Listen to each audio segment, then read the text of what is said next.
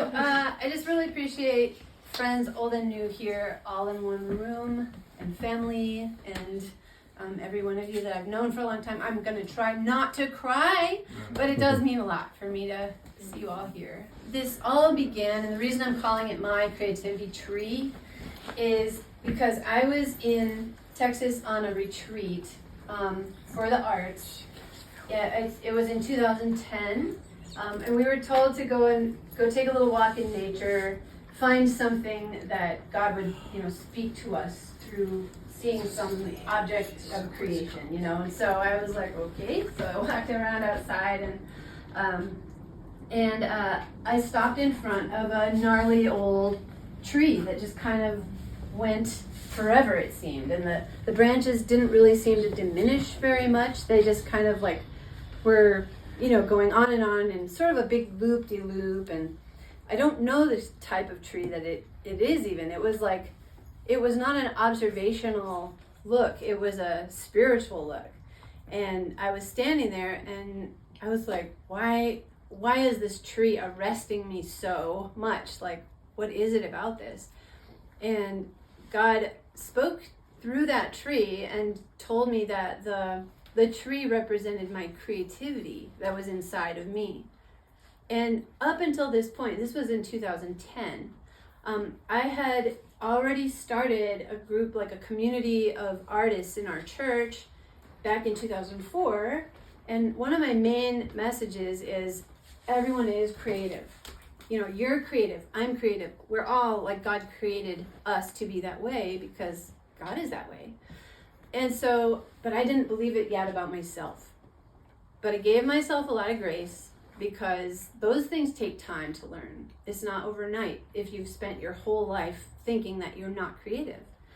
So I was like in that grace period of like, I think I'm creative. I believe in my brain that I'm creative, but my heart didn't know it yet.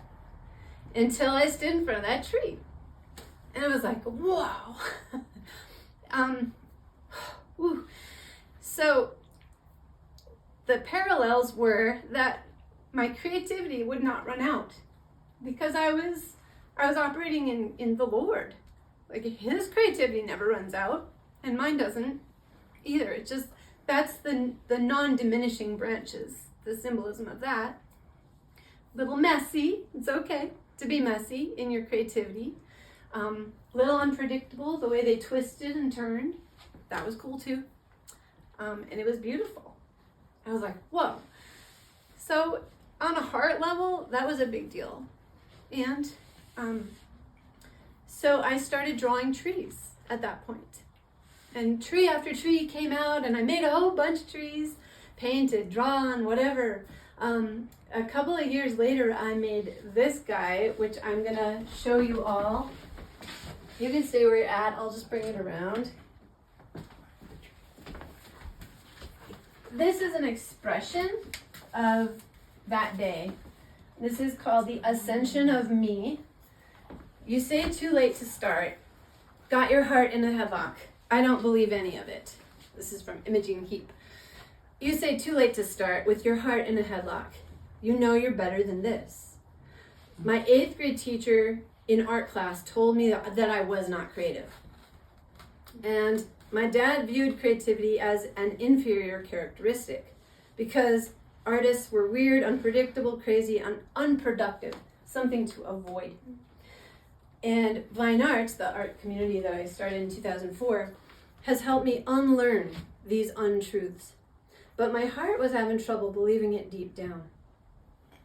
Then 2 years ago, that's when I wrote this and drew this. A monstrously wild and beautiful twisted tree sprawled everywhere in front of me, seemingly without diminishing. And God gave me one word, creativity. So I ascend into the wild, unpredictable wonder of God's design for me, climbing that beautiful tree. So that's what this means to me. And if you want to get a look at this closer, this is done with soft pastel. And I tried not to blend it or smudge it. I really wanted each stroke to be very visible, the way that I put it down. And this represents me as about a 12-year-old, 13-year-old, about the time when, right before I was told that I was not creative, just to preserve that about myself. So so I'll put this back over here if you wanted to look at it. It's pretty colorful. It's kind of an impressionistic piece. So that's where my journey started with trees, and I've made many, many trees since then, and they always have a deep impact on me when I'm drawing the tree. Especially the way the bark twists and turns, and just looking at their overall shape as well. And I just love it. There's a lot of motion to it. There's even a heart in that, the one I just showed you with the pastel. Some of you might have picked out that heart shape in the branches. And one of the things I love about art is that there's so many mediums that you can dive into. That's also a problem for me. Like, I can't focus, because I'm doing all these things, different things. So fast forward to this summer, Lisa and I were walking around gallery hopping downtown, and we saw in one of the downtown galleries, we saw some series, many, many works of art, but among them was a series of very small trees that were framed and behind glass. And she goes, "You could do something like that." And I was like, "That would be really fun." And she goes, "Maybe you could do a series like that." And then I said, "Lisa, I challenge you to challenge me to do a series of trees." So she said, "Jessie, I challenge you to do a series of trees." And so then I did. I started, and initially I didn't know if I would be doing one a day for a set amount of days or anything. Turns out putting together something like this is harder than it looks. And so that was about 2.5 months ago. It was over the summer. And so I'm displaying these left to right. And so in general, I started over here this was the first one that I did. In general, I learned to loosen up a lot, which is a lot of the challenge of, a lot of artists have that same wish that they could loosen up. I really was loving the shading, the shadows on this. The sun was starting to set. So as you go from left to right, I was drawing the trees in our own yard, and then this is in our neighborhood, this tree right here. All of these are done right in front of the tree. I'm always bringing my sketchbook everywhere I go, and I love to just open it up to a blank page. What I really love is the blank pages in here, to me, represent something that's gonna move me. I get excited about, I wonder what's gonna move me on this day. It's blank, right? I'm like, wow, something is gonna move me or move my heart or capture my imagination in a way that I'm gonna take this and start to doodle or write, I wonder if, or draw something, or make a cartoon of what I did that day, really simply, or sit there and be in wonder over this scene in front of me and draw that. So I don't know what those things are, but that's exciting to think about. But yeah, I really love, I love watercolor, I love ink. Sometimes I will leave my my ink not filled in, and then sometimes I will fill it in. Here's a glass of water, because I was grateful for having water running in our house again after our main water line broke. So I just that's moving. Water is moving to me now. So and here's a figure drawing that I was practicing with my watercolor. So just different things. I just love what this represents to me. I fill them in after I draw them. Most people do it the other way. They start with watercolor and then they outline it. But I like to start with an ink pen and then take my watercolor kit, keep it in a bag in case it ruptures in my backpack or something, So this is what I used for all of these paints. They're artist grade paint from Daniel Smith. Really, really nice watercolors that are transparent. So I just draw it first really loosely and lightly, and then I fill them in with the watercolor. Trying different things. You can see this guy here. I did a dark background, and then I tried it again with no background with paint. I'm always putting wet into wet, adding one color, and before it's dry, put another one right next to it, and it bleeds together and blooms in unpredictable ways. I love that. So these kind of look like puzzle pieces to me. This is our beautiful tree we call Mabel in the backyard.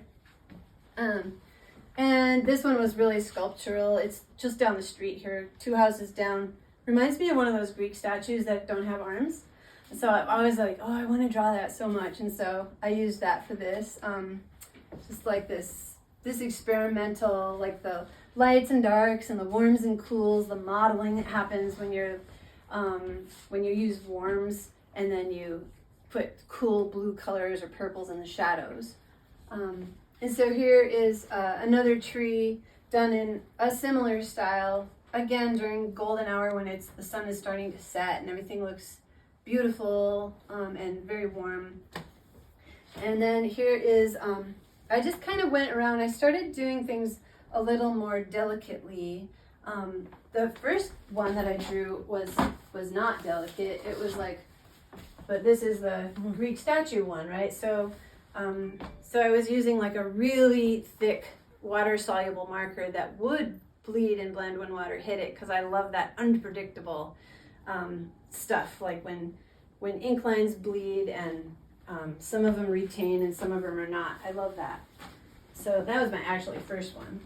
Then I started getting smaller and smaller and smaller. So like when you're coming into this, you can see there's like probably 50 different lines in this one area of the trunk. And again, that goes back to that wonder of the shifting of the trunk and the branches as they move and rotate. Trees, they actually twist like a spiral while they're growing if they're under stress, because they're trying to get stronger and they're trying to like compensate for the side that's weak and being pummeled by whether it's snow or some kind of like infestation. The other side takes up the fight for it, and it spirals upward. So whenever you see bark kind of doing that number around the branch or the trunk, you know that that's a fighting tree, you know? So so this one has some of that going on in there. I love that concept. And then here's another tree too. It's been through a lot. I started going through our neighborhood, and this one I call the Trinity, and it's these 3 trees. The sun was striking it so beautifully. And then the neighbor came out of his house and he's like, "Can I help you?" I'm like, I'm okay, really. I'm not doing anything. I'm not spying on your family. I'm drawing. I'm like holding up my drawings. It's okay, stand down. But yeah, it was really fun to do that. And then this one here, this is the same thing. I just loved the glow that was, the setting sun was picking up this glow right in the center, like the heart of the tree. And so just depicting that, and all these backgrounds are different, and they have different treatments with them, with the, what's allowed to be kind of like, this one has a lot of calligraphic marks in it, as if you took a calligraphy pen or a calligraphy brush even, and just was very loose with it. So that's what I really love about some of the marks in this tree right here. And then other ones are a little bit more like a graphic design. My daughter looked at this and said, "This would make a great tattoo." And this is a towering horse chestnut tree, again, in our neighborhood that I drew. And I finished that one off with just a very straight, simple line right across the bottom. Again, these are kind of echoing right here just around my neighborhood of, what it is that's drawing me into this particular tree.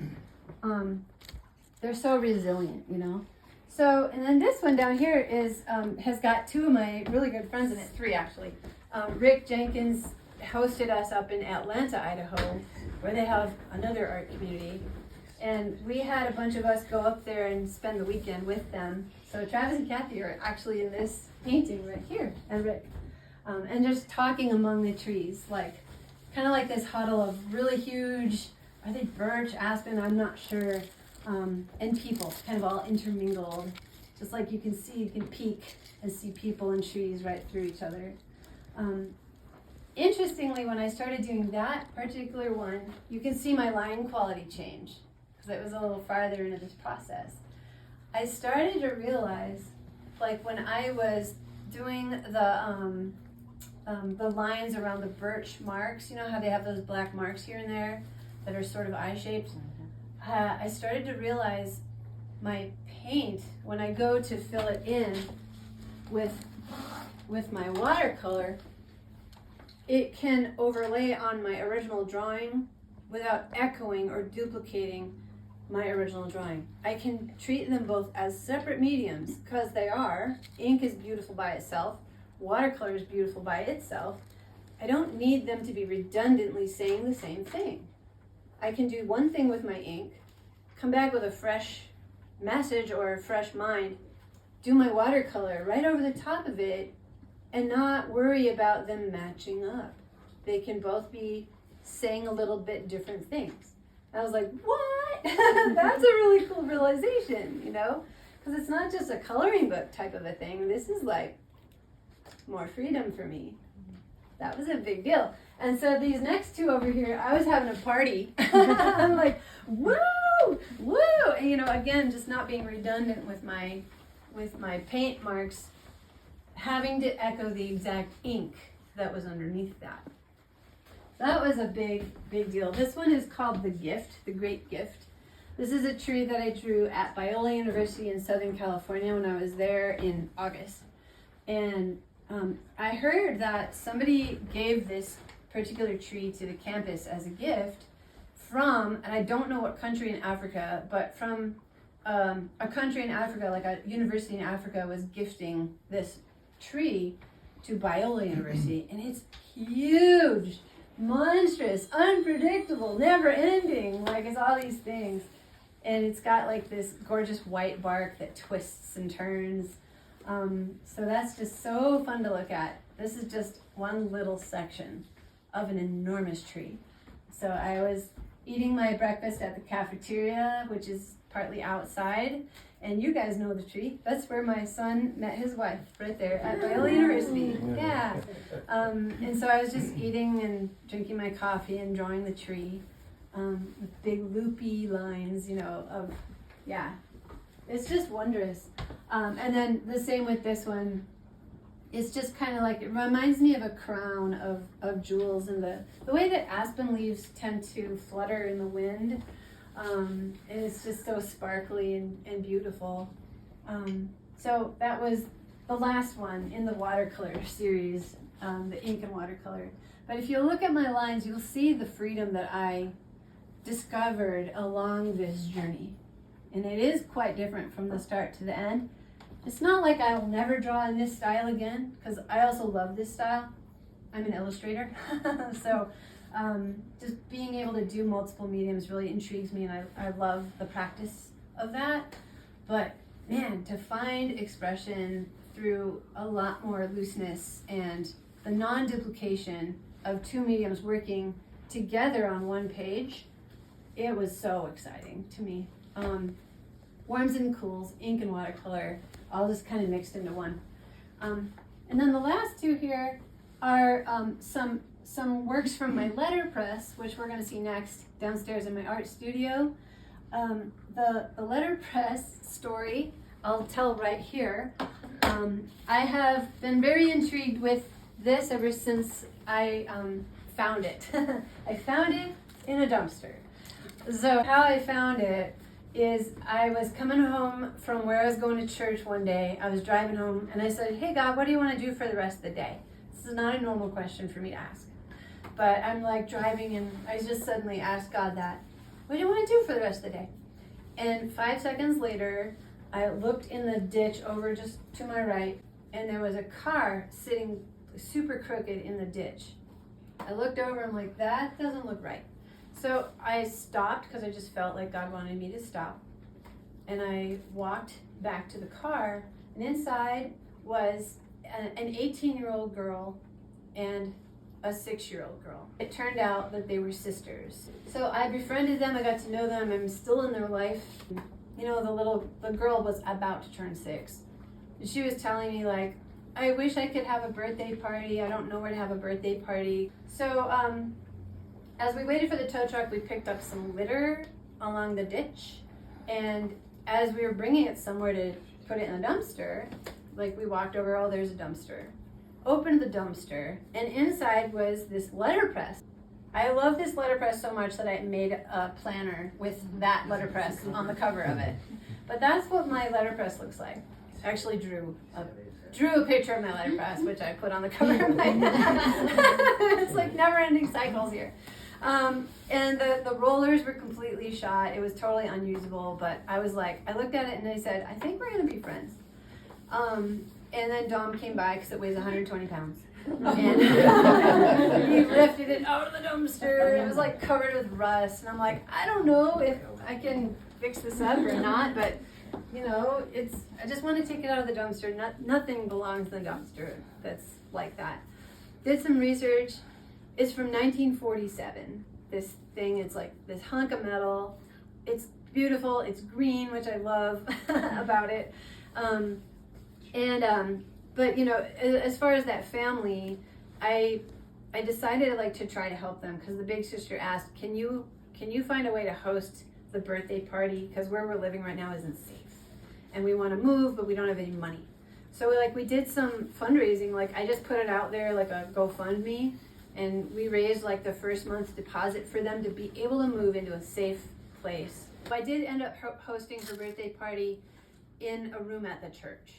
So like, yeah, as far as like just honoring them, it was because of them that I got this letterpress, you know, that God gave to me. And now I get to play and I get to be friends with this new family. Yeah, it was just one of those little moments in time that I could see just so much orchestration happening. And people were so generous. Some of you guys gave like clothes and birthday presents and stuff like that to the girl turning 6. That was just awesome. The way the community came together for that. So meanwhile, then, like, I'm sitting here facing this rusty old thing from 1947 called a Kelsey Excelsior press. Like, what is that? I don't know. I took one printmaking class in college. Didn't like it. But I'm so intrigued by this thing. And all that stuff from me not liking it in college has just completely gone away. I don't know why. It's just all the whole, well, you have to carve things backwards and you have to plan it so far ahead of time, and that's kind of boring and it took too long. All that's gone. I am so fascinated by this thing now. But in order to even do anything on it, we had to get it fixed up to the tune of $1,700. Because I was pricing it out like, oh, that's a lot to gamble on whether something's even going to work or not.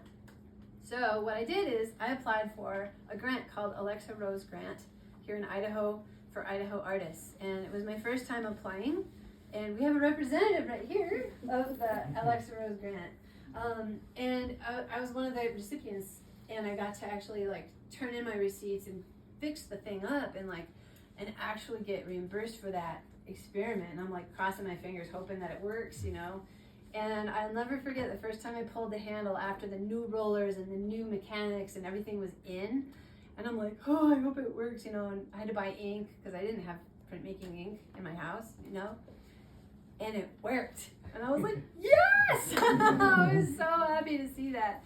And back when it was beat up, you can even see on this wall here, that's the original painting of the Excelsior Kelsey that I painted when I was like, I had first pulled it out. I'm like, I love this thing. I don't know if it'll work or not, but I love it. So I made that. And you'll see that. That's ink and watercolor on a larger scale. Same materials as this. But yeah, the whole thing has been such an adventure, and I just feel like really thankful that now I'm down there, and I just, you know, I pulled designs literally out of my sketchbook. There's this one design of 3 of my friends, and they're playing music. Like, one's on an upright bass, one's a piano, and one's a drummer. And they're all playing and they're jamming. And in my journal, I was just pouring out like a mix of just wonder and worship and gratitude, and a little lament was thrown in because I couldn't stop crying. It was about like a year ago that I drew this in my journal. Well, I ended up scanning it, and I turned it into a print of my 3 friends playing music together. So it's just the original line drawing in my sketchbook. Originally, I had colored it in with like lots of watercolor because that's kind of what my MO is. But in different apps like Photoshop or different grayscale apps, you can turn everything into black and white. And so I did that for this, sent it off to this place in New York that does relief print preparations. They'll like mail you back, like you mail them a file, they'll mail you back a relief, and it just sticks up, and you're gonna see the actual stuff downstairs when I show you how this works, because I'm gonna show you a demo. And so it came, and I inked it black, and then it worked. So I was like, yeah! So that's just a whole other like avenue of creativity that I get to play with. And all that to say, I feel like I just want to thank you, Lisa, for the challenge of doing this series of trees, because man, I needed that. Like to be focused and to create like more than one thing instead of just flitting around and being like, okay, make one of this, one of that, one of these, you know, like I used to wonder, why do people make series? It's the same thing over and over. What's good is that, you know, like as an illustrator who gets contracted to do different things all the time, that's my only grid. Like, wouldn't it be boring to make the same thing over and over? Like, no, it's not. You learn a lot. So I think from now on, I'm going to put on, this is my first time I've done this, like set up in my living room with the little, you know, display stands and invite people over. But I want to do this a couple times a year and actually like physically mail people on my mailing list, like a little sample or a little goodie, you know, like ahead of time as I'm preparing. And yeah, so this was a really great learning experience for me. So thank you for that challenge. It's been so valuable, and it's just the start. Because I can feel my painting style, I'm also an acrylic painter, morphing because of this stuff. And like this convergence happening between the way I watercolor and sketch loosely and the way I love to live paint with acrylics, stretched canvas in a conventional way. That's changing now. It's like, what's coming next? I don't know, but I'll keep you posted. I'm really excited about it. Do we have any questions before we go downstairs? Because I'll show you my like actual print, like my letterpress. Is the black and white tree a print as well? Yeah, yep, that's it. Yeah, so those last two right there are not done with a marker or an ink pen the way the rest of these were.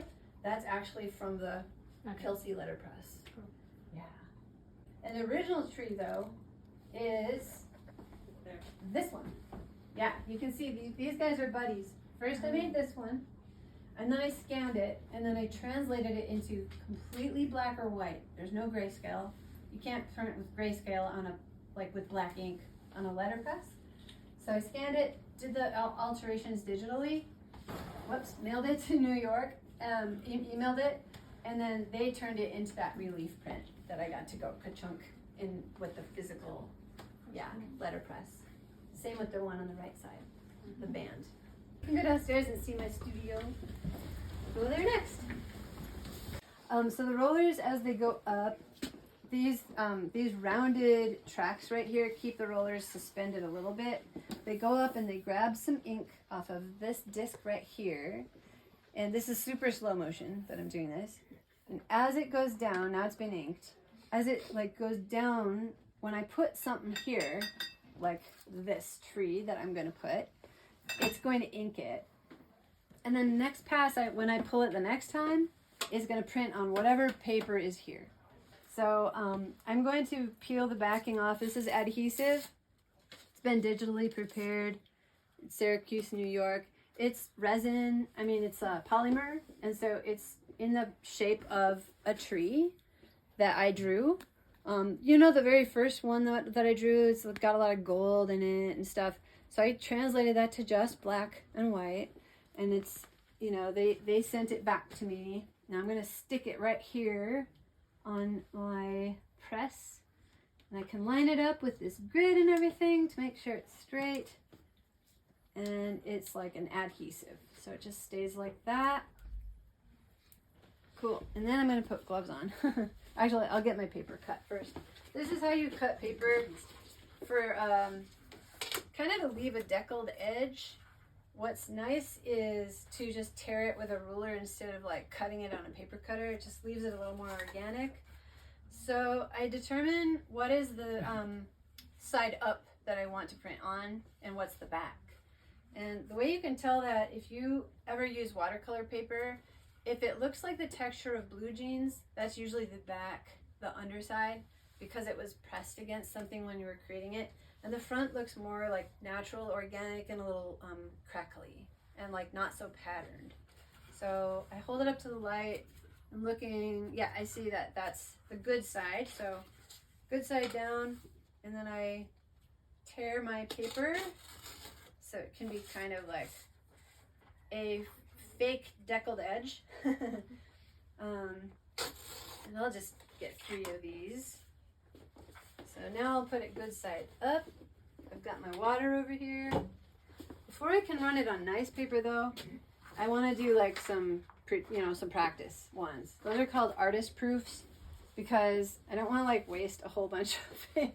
You have to make like 10 crappy prints before you can make one good one. And even then, it's like, yeah, you're trucking along, you make like 5 good ones in a row, and then suddenly you start like losing like a whole fourth of your drawing or your whole print. You're like, what happened? So then you have a screwdriver, and you have to like, oh, the upper right corner suddenly isn't showing. Okay, so you tighten this huge screw back here. It's like the size of a nickel. And you just tighten that one part on the upper right part, so it all lines up again. So that is part of the mechanics of this whole thing. So I'm going to just practice on just yucky paper first, just to see what it will do.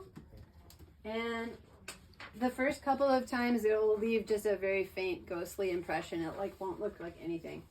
But it helps to like squirt the paper with plain old water first before you put it in. And when I say put it in, there's like little plastic tabs that hold my paper up. Otherwise the paper would just keep falling out right onto the floor. So those tabs are holding up my paper. I kind of make an impression like this, and I go back down. Now, as you can come closer. So this gave like a little ghostly impression. It's sort of a tree. Remember the first one? So that's what that looks like. It's backwards from the little resin thing, or the polymer plate. But it's gonna work, so I'm happy about that. Yay! So now my plate looks inked because it's got ink all over it. Which is why I wear gloves. So I'm gonna try it on another scrap piece of paper just to make sure everything is gonna work and gonna get better as I go and not worse. Because you never know. It's kind of like my potter friends. They're like, yeah, potters don't take themselves very seriously because everything blows up so much in the kiln. Like you can't your identity isn't invested in the thing because it's probably going to explode anyway. So like, see, this one's worse. Like, what happened? I don't know. Oh, I forgot to squirt my paper. That's what happened. So we will remember that next time. So 3rd time. This is why prints are worth a little bit of money. You don't just like, it's not like a computer printing this stuff. Oh, see, this one's like, I have to troubleshoot it now. Like, why isn't it going to work? Is it going to work on my nice paper? The first one looked the best. These are all called artist proofs. They're not numbered in the series. When I start cranking out good ones, then I'll start to number them 1 through whatever, how many ever's in the series. So maybe I'll simulate this paper thickness by putting 3 sheets the next time instead of just 1. So don't worry, I won't do this forever. 1947, yeah. What would this model or this size have been used for? Mostly this was for making pamphlets, books, posters. You could create like your own business, making invitations for things, printing books. There's also, like in here, you can typeset. You can set your type and slide your type around. You can buy like little sets of letters and create that. And you're like, creating page 12 over and over till you get how many copies of your book you're going to make. And you know how they're like folded, like saddle stitched. So that's what these were primarily used for. But yeah, I'm going to put in the nice paper now. I don't know if it's in alignment yet. Normally I would test this a little more thoroughly. I would cut this paper down to this size, make sure that my borders were kind of more pleasant. I have no idea. But we'll just do it. We'll just see. So this paper is a lot thicker than the practice paper. So I hope I'm not getting ink on my paper because I have my inky gloves on. Maybe I'll take these off. So my paper is like now it's kind of swelling up because it just got like doused with a whole bunch of water. We'll see if this is going to be aligned okay or not. I press it with a little bit of pressure. Make sure that I'm not releasing it too fast because sometimes it like gets stuck and then the roller goes right over it. And so here is the first print. So I would determine, is this an artist proof or is this part of the numbered series? I think I would call that an artist proof. It doesn't have quite enough ink on it. And so the way that I do add ink to this thing, here's my ink right here. Yeah, I was down here playing last night. This is a friend of mine, Naomi. I did a big painting of her and then I translated that to a little print. And here's the one you guys saw upstairs. So I just have to clean these off. This is rubber-based ink. And it's very, very tacky and gooey. So what you do is you smear it on like that. And then you kind of roll it out with your brayer a little bit to give it a little head start. You don't absolutely have to do this. You could let the rollers do everything, but I've read that it's better to give it a little bit of a help. It's less paper you have to waste. So I'm just brushing it up a little bit. And then this stuff will stay like that for 2 or 3 days. Wet on the disc. It's so nice. It's not like acrylic paint, because I'm an acrylic painter too. These are all mine down here. But this is great because you can do a few prints, close it down, leave it all just the way it is, go upstairs, go to sleep. Next day, 4 o'clock, whatever, you can come back down and keep going. So it's so nice. It's rubber-based ink, and the way it dries is absorption into dry paper. So you don't print on glossy paper or like a slick surface, but it does dry once it goes into the pores of the paper, which is really cool. So it doesn't oxidize so much or evaporate. All right, now we're gonna do scrap paper since I just globbed a bunch of new ink on there. And then we'll do one more, or maybe even 2 more nice papers. So it's been a big learning process. I even printed an owner's manual from the 1950s on this particular series of letterpresses. Still no guarantees, ladies and gentlemen. It's just the way these go. When something does turn out, it's like a party. You're like, yay! See, I have to adjust the screws on the back and stuff. But I'll do one more on this paper. We'll put that on there. The way I wash my hands from this kind of stuff afterwards is with baby oil, or what is this? Vegetable oil first. Because I want to be like good to my skin. And your skin is like, it's your largest organ of your body, right? All right, this one I'm going to tighten the screws on it while it's in. So you guys can see me do that, and then I'm going to quit. I'm going to keep going on this later because there it is. And there's ink enough for me to keep going. Like tomorrow, I'll hit it again. But yeah, I start with the vegetable oil first. And then when that's mostly gone, then I switch to something a little stronger, like odorless turpentine or terpenoid, it's called, or whatever it needs. But if you work with oil-based stuff, try to do the vegetable oil first on your skin. Your body will thank you. Better. Okay. That would be print number 1. So, and then I just hang it up here on these clothespins. I try not to get any ink smeared on things. If I need to like cut down the borders later on, I'll just tear them a little smaller and stuff. But a series is always numbered in pencil on the bottom, and you've got like 1 and then you have a slash. If I end up doing like 20 of those, that would be number 1 of 20. So how many ever I end up doing tomorrow, that's what I'll be numbered. So are there any questions about my friend Kelsey? while I wipe my hands off. I was going to ask what you named it. Yeah, I couldn't help it. I'm like, you're just Chelsea to me. So you were like spraying your paper with water. Yeah. Is that because you said like the ink was absorbed into the water? So Yeah. it absorbed into the paper. So is the water like preparing the paper? I think it kind of wicks the rubber-based ink inward in a quicker, like more receptive way. Yeah, because when I forget, you guys saw it, it just kind of gave a very faint impression. So again, like thankfully for the internet, I read that it's good to squirt your, mist your paper with a little light water. And I've made a mistake and got it like too runny before, and then the ink just kind of rivulets down. I was like, whoa, suddenly it looks like a watercolor. Like, Yeah, it seems like didn't mean it to. watercolor painting wet into wet. Right, it can do that if you get it too. Yeah, exactly. Like that wicking action. That wicking action. Right. Yeah. I think that's why, you're supposed to dampen your paper a bit. Probably also helps, like if you're doing stuff the next day, to rehydrate the ink a little bit as well.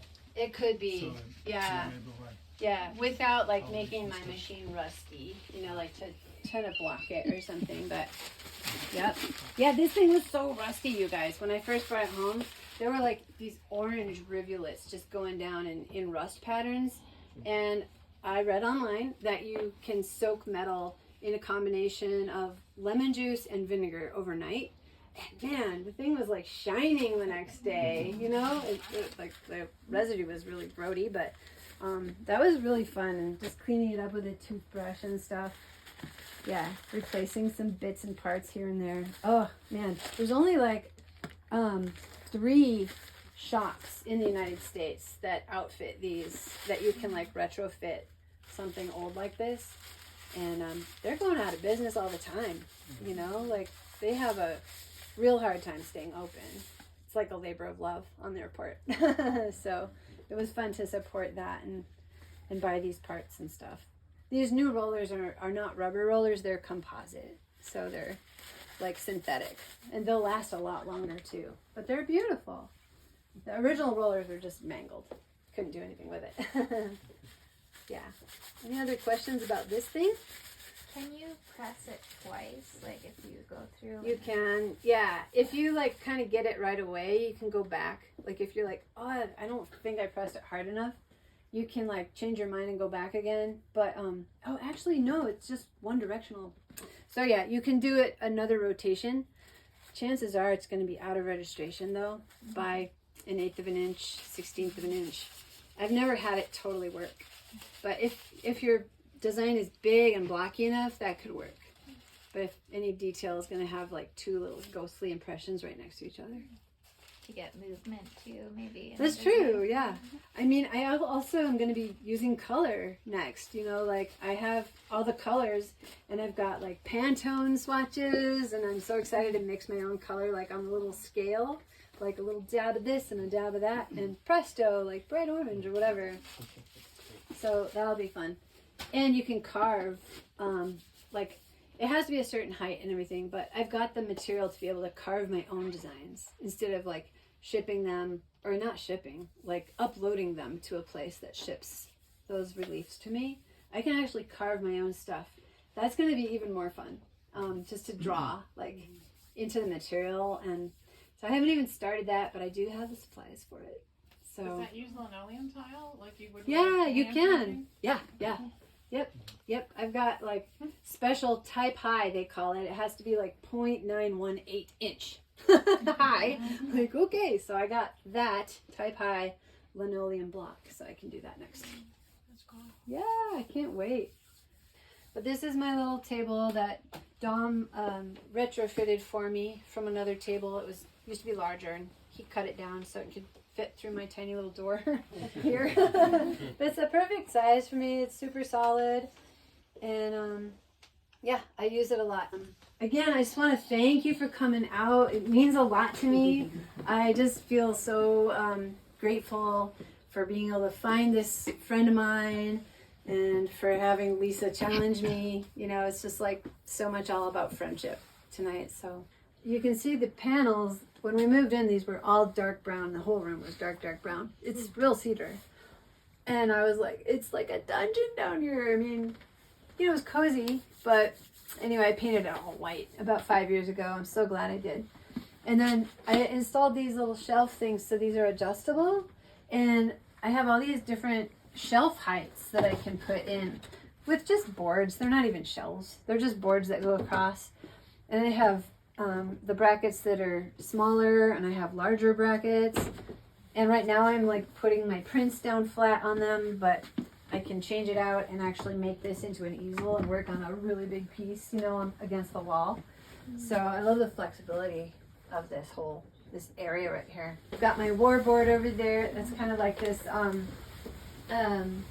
run an art ministry that's international, and so I've got students that one of my students last week said, you know, you've been reminding me of somebody in how you encourage us, how you equip us, and you're so gentle. And I figured out who it is. You remind me of Mr. Rogers. That's the best compliment I've ever received ever in my life. So yeah, that was just amazing. It just feels so whole in my heart. And so yeah, just like wholeheartedly doing a lot of art. And that's all I have to say about that. Yeah, but thank you for coming tonight. It's just been so fun to see everybody in person like this. It's just great. Yeah, thank you so much, every one of you. Appreciate it. Thank you.